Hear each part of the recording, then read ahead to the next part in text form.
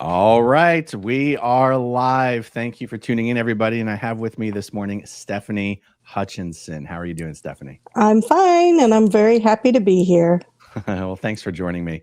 Stefani has a blog called Confront and Shatter, where she writes fantastic blog articles on the subject of Scientology fraud, lies, deceit, abuse, etc., etc. And pretty much every morning I wake up and I check 4 blogs: Mike Rinder's, Tony Ortega's, Stefani Hutchinson, and Jeff Augustyn's Scientology Money Project blog. See what's going on in the world today. So I'll tell you, the talk that we're doing this morning is I put out a video last week showing the inhumane living conditions at the Scientology properties where they put up outer org trainees, Scientology staff members who come here to Clearwater for various training programs from other Scientology organizations. And then in a private conversation with Stefani after the fact, we discussed it in a bit more detail. What I mentioned in the video about the work study program. Scientology organizations who send their staff to Clearwater, those organizations have to pay the Scientology org in Clearwater an absurd amount of money for the privilege of living with 10 or 11 other grown humans in a 400 square foot motel room. And when those organizations cannot afford to pay for those accommodations, the staff are required to work off the debt every week. And they work off the debt by doing various menial labor jobs that in the real world are perfectly legitimate jobs, but jobs which do not fit the religious qualifications of the visas many of these people came to the United States for. So a lot of these people coming to flag from outside of the United States, they're on religious worker visas. And the applications for these visas were made, with words like ministerial and pastoral counseling and all this sort of Scientology nonsense. And then they get here and they're put to work bussing tables, doing laundry, construction, demolition, HVAC, air conditioning work, driving the shuttles. They're just put to work on labor jobs, non-religious jobs. And whenever I put out content that has to do with, or that includes information about violations of the law, people are always like, oh, you should bring this information to this authority or that authority, or you should go find a lawyer to this or whatever. And I find it's much more effective just to put the information out into the world. And if there is an expert or a professional in the area who personally wants to proactively help do something about it, then they will find me instead of me having to run around begging someone to care about this in the way that we do, right? Exactly. And one of the luxuries of having a platform and an audience all over the world is we can talk about important things without knowing precisely who is going to do something about this, or who can, or what can, or anything like that. If anything can be done. Yeah, or if, precisely, because that's always the big question. Oh, can anything? Oh, nothing can be. And it's like, well, how do you know? No, Right. And so you had looked up, you have personal experience in this area from having worked at a religious institution, and you're also an incredible researcher. So let's just start talking about the concerns that you raised, and I can help fill in the blanks from my personal experience, having been on what you might call the receiving end of this type of labor trafficking as a child, nonetheless. Yes. Here in Clearwater, Florida. So I'll turn the stage over to you, and let's just run with this. Well, I had the first question that I wanted to ask you with your experience in being in the Sea Org. Is the Sea Org considered a separate entity from the other Scientology entities? Well, the Sea Org, legally speaking, is not an entity at all. It actually does not exist. Well, yeah, I know. So when you say an entity, so in the world of Scientology, you have different types of organizations. You have different hierarchies of organizations. The Sea Org overlaps amongst all of them. So I'll give you an example. The Church of Scientology of Philadelphia is what is called a Class 5 organization, and it is not a Sea Org organization. Okay. Class 5 just means they can only deliver up to the level of clear. They cannot deliver the OT levels. Okay. Okay. Well, the Celebrity Center International is also a Class 5 organization, and yet it is a Sea Org organization. Okay. So the Sea Org strictly refers to, have you signed a billion-year contract and have you turned your life and possessions and everything over to the Sea organization? That's it. Okay. Once you're a Sea Org member, Scientology can send you anywhere, post you anywhere, ask anything of you. It's really more, I don't know, like legally speaking, it literally does not exist. It's not a corporation. It's not a membership. It's not an entity. And it is not tax exempt, correct? It's not tax exempt because it's not an incorporated thing. Okay. I think you would call it a religious fraternity, and I'm just pulling words out of my butt here because I'm using these words not in a legal sense because I don't even know if these words have legal meanings. Right. And yet in Scientology, it's a very real thing. Like, you cannot be a member of Scientology management without being a Sea Org member. Okay. So also, I wanted to know the organizations that fall under ABLE, are they staffed with Sea Org members? So ABLE International is staffed by Sea Org members, but the various organizations that ABLE International oversees are not. So, for example, ABLE International, I'm trying to think, does Narconon come under ABLE International? It just might. I think it does. Let's just say that it does. So ABLE International would be staffed by Sea Org members, and yet all of the Narconon organizations in the world that are licensed by ABLE International are not Sea Org organizations. Okay. But that's also a distinction, is ABLE International is a Scientology management organization, and that therefore it is staffed by Sea Org members. Okay. One of the requirements, a person that wants to get an R1, which is the religious visa. My understanding, now let me preface this by saying I'm not a lawyer. There are nuances of these laws that I have no experience with. I'm just going by what I have read as far as this goes. But according to Customs and Immigration, the immigration website, in order to apply for an R1 religious visa, the organization has to apply on behalf of the person. The person cannot apply for themselves. And one of the requirements is that they have to be serving in a group that is affiliated with the tax-exempt religion organization. They have the 501c3, and it has to fall under the auspices of that religion. And I was wondering, it says you may be eligible to get an R1 if you will be employed by a nonprofit religious organization in the United States, or a nonprofit organization which is affiliated with a religious organization in the United States.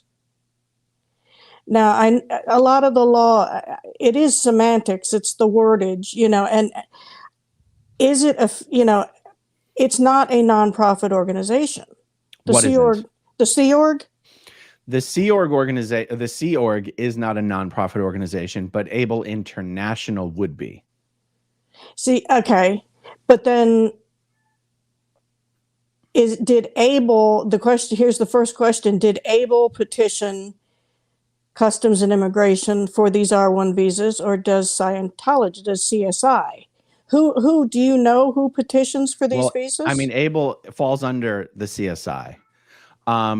It's certainly not the Sea organization that is applying for visas. It is exactly right. Yeah. I think my concern here is if ABLE is a nonprofit organization, correct? But it's not a religious organization, right? Oh, I see what you're saying. Wait, well, no. I mean, it's under its tax exemption falls under the umbrella of the exemption granted to CSI and all organizations licensed by CSI. Okay.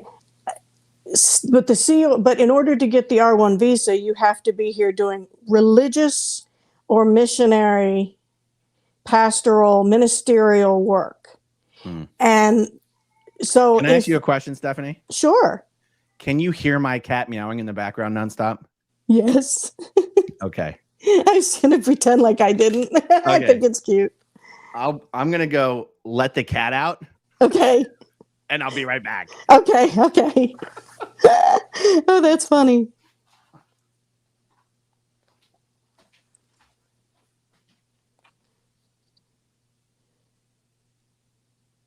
This is funny.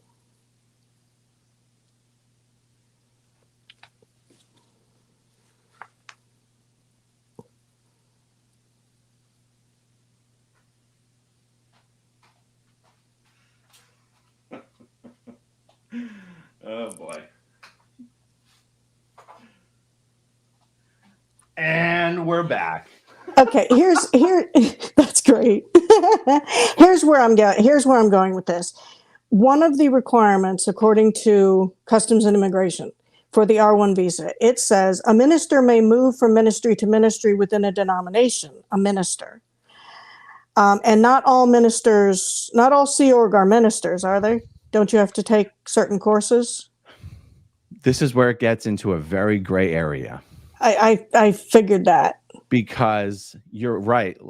A Sea Org member is not considered a minister, but they are considered a member, almost like a clergy member. And this is where like these words may have legal meanings. That's right. That Scientologists don't even understand.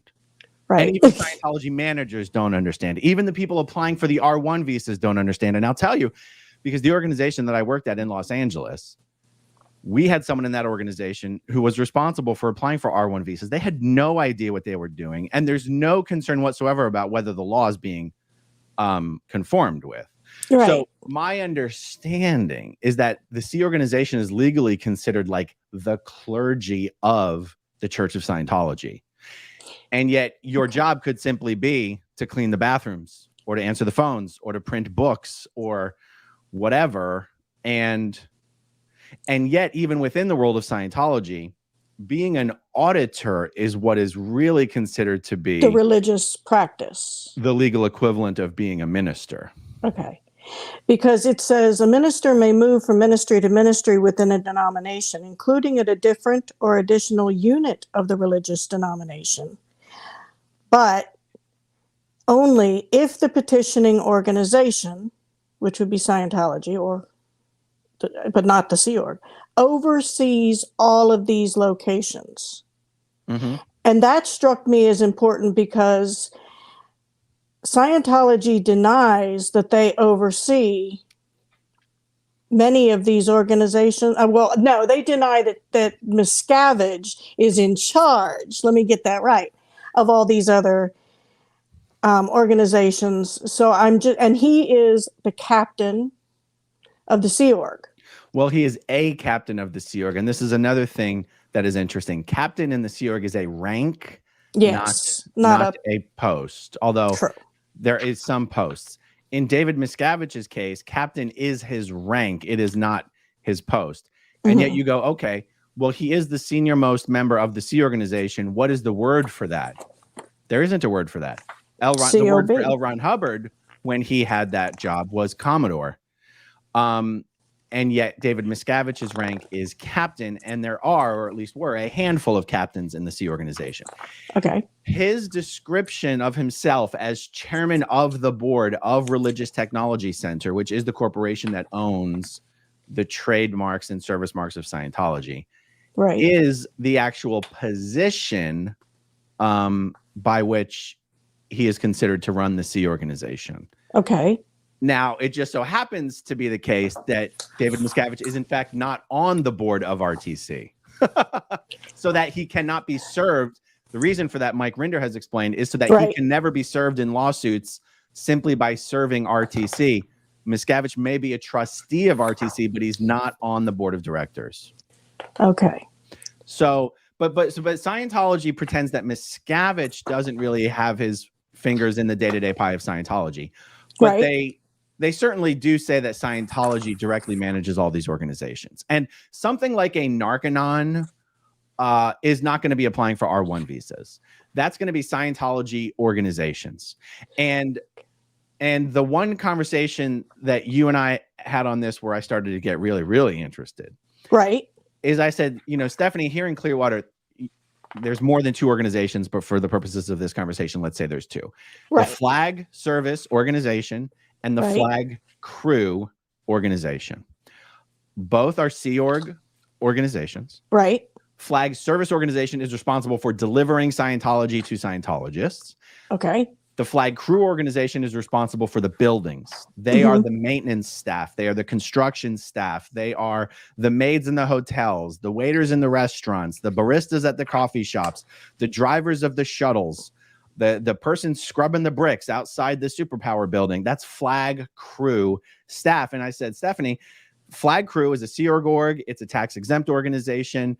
You can't, how would this work? And you said, look, it's one thing to have a religious worker who happens to be doing menial work. It's another thing to be applying for religious visas to bring people into the country just to do manual work. These are actually 2 different things. Yes. As a matter of to give an example. Okay. Yes. Obviously, churches need to be cleaned, repairs need to be made, the lawn needs to be mowed. That's understood. For example, in our church, when those positions need to be filled, the diocese or the priest, the pastor of that church will put out a little blurb in the bulletin, the weekly newsletter, and say, look, we need a volunteer to clean the church if you have a couple extra hours every week. And that's what we have. We have volunteers who come in that are Catholics. They go in and they dust and mop, and we have volunteer sacristans. We have, the people that work in the church offices are volunteers. And they're not volunteers in the Sea Org sense, where volunteers there are giving supposedly of their time and also expected to pay, for, anything, like these debts that they have to pay off that aren't even their own. We just ask our parishioners. So if Scientology had public members that would come in, that lived in Clearwater, and they mowed the lawns outside the Hotel Sardine, or whatever, that's okay. But it is very specific on Customs and Immigration's website. As a matter of fact, it spells it out that you cannot be coming in here to do janitorial work, construction work. You can't do that. It is strictly religious services that you have to, either that or like when you're in whatever the equivalent is of the novitiate. I was in a religious community for 3 years. I was learning, and we took classes, but we also did not leave to go out and work anywhere. Only the professed sisters would go and do jobs, and they would leave, the convent. But us young sisters who were just learning, who were, I guess you would consider a student, we stayed at the mother house and we took the classes and we, learned the life and all of that. If Sea Org members are coming to Clearwater or any other place in the United States, and their primary job, like you had described, the people that were living in those hotel rooms, that for like 24 hours a week, they were doing these menial labor jobs. And then the rest of the time they were on course. Am I correct? Correct. Okay. Well, then there's 2 huge problems with that. Number one, if they are here on an R1 visa, they're not supposed to be brought into this country to do these menial jobs. Mm-hmm. And the second thing is, I think there may be a question about student visas, because you have to be going to an accredited or an approved, not an accredited, an approved educational facility according to customs. And they do mention seminaries. I don't think that the Sea Org would qualify as a seminary. I don't know. Because again, we're getting into that semantic, layers of the onion thing. Right. but they do have to have some sort of an approval by the government, by customs, in order to be an educational place. So I don't know. Let me ask you this. What would be the difference between somebody coming into the country to study a Scientology course versus what if a Christian church were to bring someone in from out of the country and they're studying the Bible? Like, legally speaking, what would you think the difference there is? I think the issues are how long? I mean, what else are you doing? Well, I nothing. mean, So are you, maybe the difference is, well, the Bible is just something you can sit and study for 20 minutes in your bedroom at the end of the day. These people are in a course room on a schedule, having to adhere to it 10 hours a day. then they're considered students then, are they? Well, Scientology certainly that's what them students. Yes. They're not religious workers, that's for sure. So now we're at my question. Oh, I see. If they're here as on a student visa, then what has Scientology provided in the application process to make clear that they're students and they're studying? So the answer would be two possibilities. Okay. They're either, one, not using any language that relates to studying, and they're simply calling them religious workers. Right. Or they are trying to describe this activity as studying to be a minister. And I've just always assumed that would be included, that bringing somebody over to be for religious work would include training them for that work. That is how, whether Scientology actually describes it that way on the visa work or not, I don't know. But if they were just being honest and they didn't know they had to jump through some hoops, that's how they would describe it. This person is a minister in training. Okay. And they are coming into the United States to do their ministerial training. Now, once they get here, you can have to do whatever you want. Yeah. And so I guess that would be the question is, would ministerial training, i.e. full-time study, not actually a religious worker, would that correctly fall under the umbrella of something you could bring someone in on a religious visa for?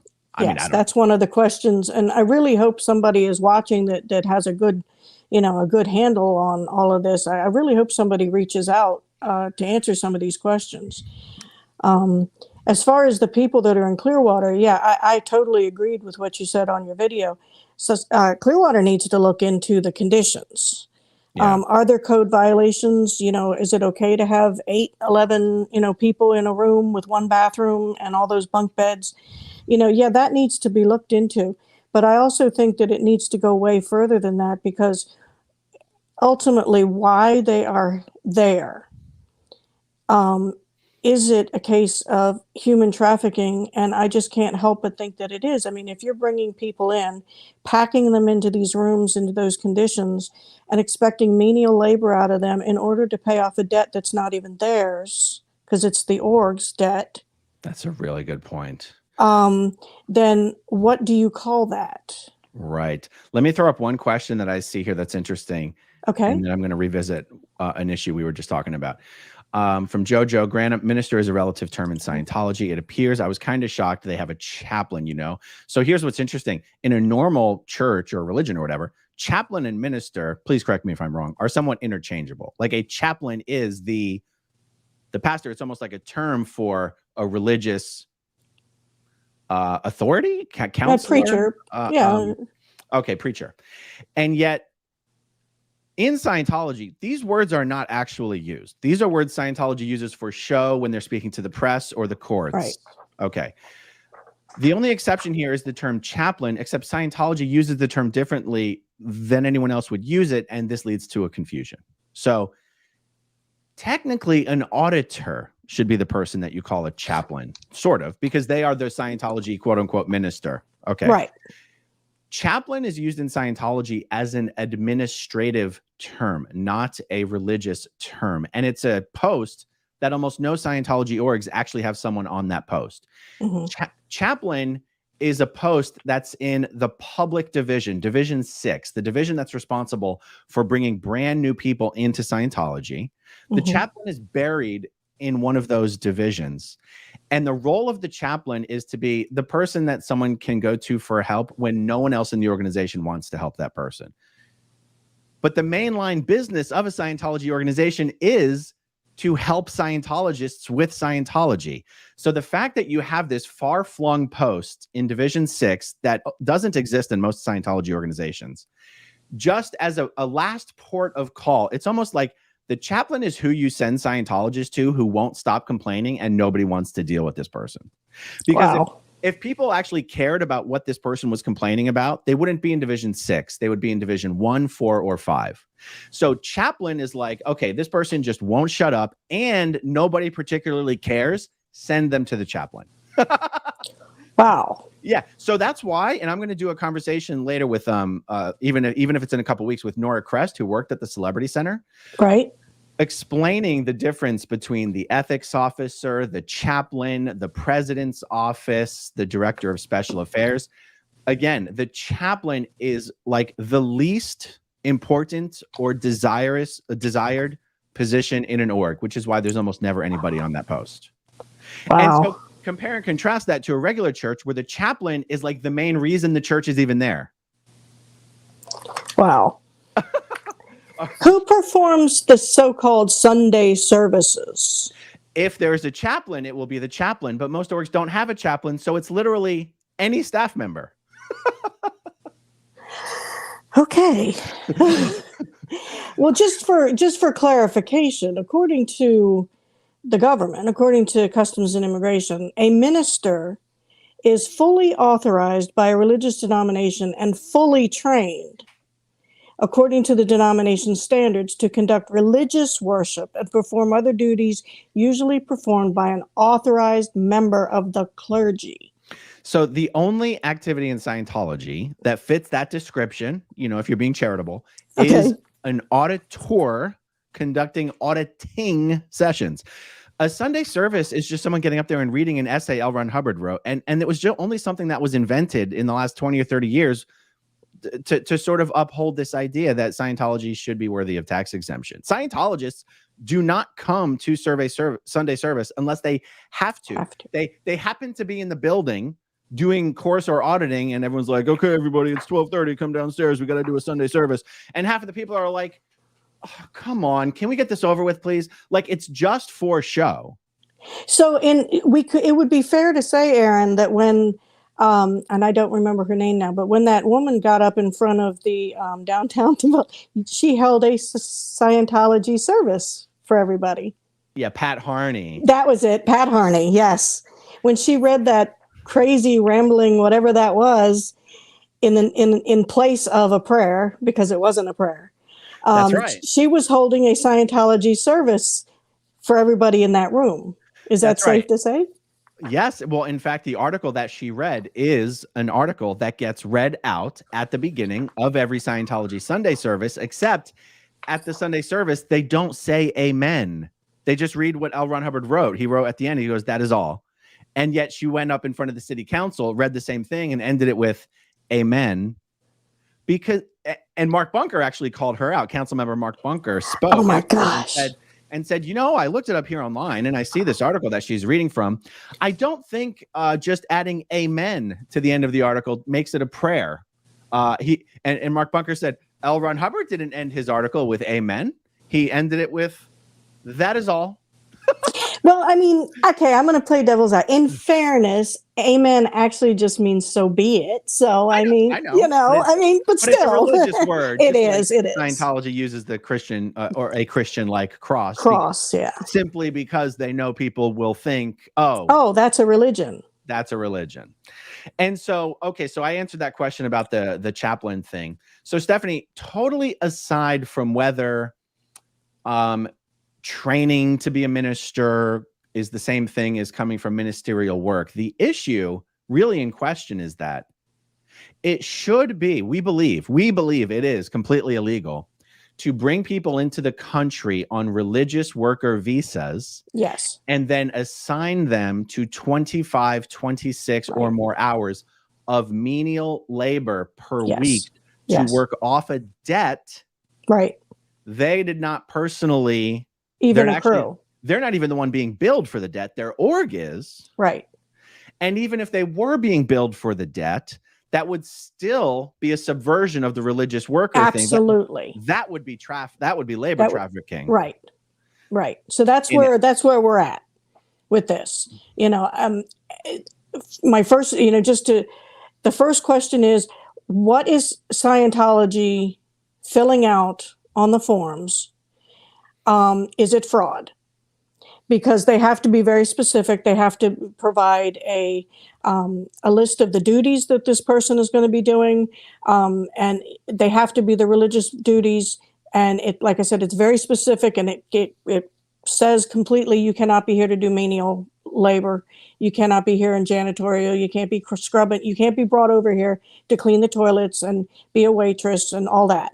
So what is Scientology filling out the papers in a fraudulent manner? That needs to be looked at. And then the next thing is, are these people being trafficked into this country under the guise of an R1 and being made to work these menial jobs with the idea that they have to pay off someone else's debt? That also needs to be addressed. Right. And I can comment that in every single Scientology organization, there is a dedicated person responsible for personnel issues and immigration issues when they come up. Mm-hmm. And in every Sea Org organization, there is someone who handles the immigration issues, because that is where the Sea Org gets most of their labor from. Right. And in the organization, hold on, someone's trying to call me. Decline. Did I get interrupted? My thing? Okay, I'm fine. No.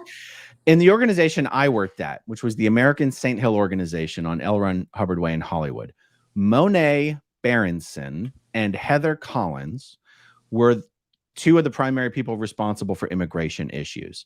Across the street at the Advanced Organization of Los Angeles, Loy Parsons was the primary person responsible for handling R1 visas. And in other words, these are the persons responsible for the fraud that was committed on the R1 visa line. Right.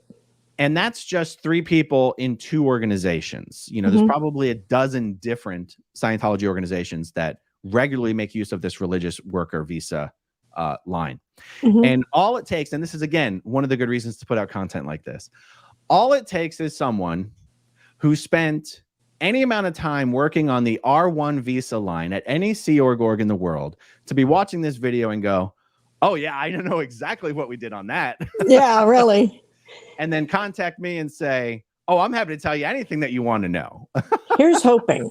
Here's hoping. Yeah. So that's another benefit to talking about stuff like this. Even if we don't absolutely know where and if the violations are occurred, because we're not the experts. Exactly. But the experts I'm just are out raising there. the question. We're just raising the questions. We're just asking questions, guys. We're just asking questions. That's right. I mean, didn't Hubbard say, the curiosity thing, seek for the answers or some crap like that? I don't know. I don't either. But so I'm trying to, and also I think to another one of the points that you made, which is, even if Scientology knows that they're bringing someone over and they intend to post them in the Flag Crew organization to do menial labor, there's no way in the world that's what it said on the application that they submitted. Right. And I think that was one of your major points, is that when they're determining whether to approve this visa, it's not just, is it being submitted by a tax exempt or a religious organization? It's, does it look like it actually warrants bringing someone in from out of the country for this reason? And if it's just to clean toilets, they're going to go, I'm sorry, we got plenty of toilet cleaners here. We don't need to approve this application. Right. Right.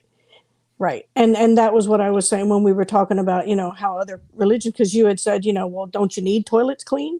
Well, yeah, but don't you have public Scientologists in Clearwater that could do it? Yeah. I know of a guy personally that I know of, because I know his family and I'm in touch with them, who was brought in here to Clearwater from Germany. And he was an auditor in training. He finished his training. He was posted as an auditor. He was actually a superpower auditor. And they didn't have enough people to audit. so he wasn't really auditing anybody. His hours were low. So he got busted, demoted out of that position, reposted into the flag crew org, and literally became a toilet cleaner. I mean, I'm not just saying this to like be hyperbolic. Like right. the guy was brought in as a minister in training, even became a minister. Well, now he's cleaning toilets, but he still has to go back to Germany every now and then to renew his visa. Right. And he's obviously having to lie on his application in order to continue to be approved. And that's just another thing. If there's going to be a change in your circumstances, you have to let immigration know.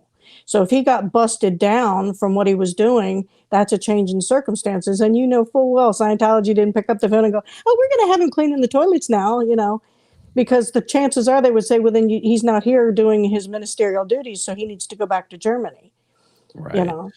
So, and then there's the other, do Sea Org member, I mean, I know they don't really care that much about spouses and families, but do they bring their do these Sea Org members bring their families over? Because if they do, if you have an R1 and you bring your wife, she's not supposed to work. Really? So in the case, in every case that I can think of, it's some single, unattached, unmarried person who's being brought into the country. It's very rare that you can convince a married couple to come at the same time to join the Sea organization. Okay. And so these aren't Sea Org members being brought into the country. These are non-Sea Org members being brought into the country to join the Sea Org. Okay. These aren't people who are already in the Sea Org. Oh. I wonder if that. Oh, no, I'm talking about two different things. The current training program that's happening in Clearwater. Yes. There are Sea Org members from out of the country who are being brought in for training. Right. But when I'm talking about Sea Org recruitment using this R1 worker, this religious worker line, that is almost always single, unattached people. Okay. Yeah. Okay. Yeah. So these are questions that really need to be addressed, because it sounds to me like Scientology has got a real good human trafficking operation going on. If I am correct, and this is all alleged and speculation, but it sounds to me like they're committing some sort of fraud in order to bring these people over. And I also wonder, I mean, because I don't know about a lot of the other countries, but there's a lot of the Asian community being brought into Sydney's AOSH. I mean, I wonder if AOSH. Yeah. I wonder if they are doing the same thing over there with their visa requirement, bringing in religious workers that aren't doing religion, because no matter what, and it's easy, anybody can look this up themselves. The Customs and Immigration is very, very clear. It has to be religious work, period. So. Yeah, this is definitely a vulnerability. This is definitely a weak spot where Scientology is vulnerable. It just depends whether the regulators overseeing this have the appetite to do their diligence and dig deep enough and be ready for the fight. But if the regulators aren't ready for a fight, what the hell are the regulators there for? Exactly. and if you want a way to at least start looking at Scientology in a new light, this would be a good place to start. Yeah, absolutely. So this is good. So if you're an expert out there, if you're an expert in the immigration law field, and you think you can be of some help in this area, contact me, growingupinscientology@gmail.com. And for those of you who used to work in HCO at any Sea Org in the world and dealt with the R1 visas, you know how to get a hold of me. Yes. So, hey, before we sign off, let me plug the mic into bobbleheads. Oh, yes. Look at these handsome devils. Wait, I got to get... He's always struggles. Yeah, he's always looking off. Yeah, he's always looking off to the side. Yeah, well, that's how they are. So many of you already know the Aftermath Foundation helps people who are escaping from Scientology, escaping from the Sea organization, and restarting their lives, in many cases from scratch. The spshop.com was a site set up to where 100% of the proceeds of the fun little merch items go to support the Aftermath Foundation. So I have my SP bracelet. Nice. You can get, people have complained there's only 3 items for sale. And I thought 3, I thought there was only 2. So one of the reasons we probably won't sell t-shirts is because they're such a pain in the butt. T-certs are such a pain in the butt unless you have a provider do all the fulfillment and everything. And in that case, they're getting like 50 or 60% of the money, and it's just a waste. So for now, it's the SP bracelets and the Mike Rinder bobbleheads. We do expect to have a Leah Remini bobblehead shortly. And those SP bracelets. There you go. I've got mine right here. I just don't like wearing jewelry, so I don't wear it. See? Certified fresh. 100% That's right. Certified fresh SP. And hit the like button, everybody. Hit the like button. All right, everyone. Thanks for joining us. Thank you, Stephanie. I really appreciate it. Thank you, Aaron. I'll talk to you guys soon. I was really happy to be here. All right. Bye, everyone.